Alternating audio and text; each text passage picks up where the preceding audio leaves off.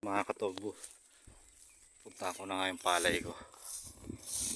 Medyo malapit-lapit na tong pagapas. Yun o. Uy, kaganda.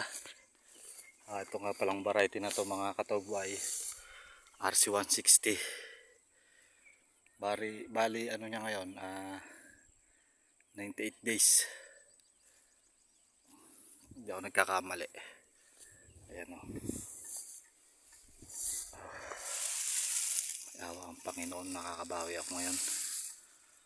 Bali mano-mano lang pala yung paggapas namin dito. Kasi para makatulong naman sa mga tao ay maging hunos sila.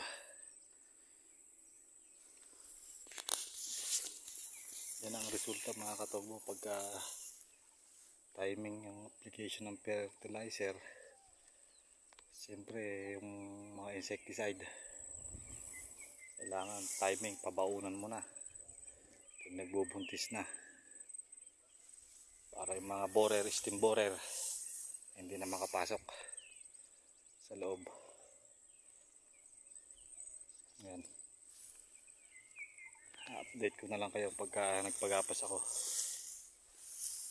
Ayan, gumawa rin ako ng pugaw na ibon. Ayun pa isa oh. Ayan, nagkaano din ako ng itong tape. Hanggang dun yan sa dulo, pababa. Itong taas kasi hindi ko nabukid eh. May awa ang Diyos sa susunod. Bubukid ko yan. Ang ganda. Nung nakaraan, di ako nakabawi. Talagang may nagapa ni Pepito lahat eh.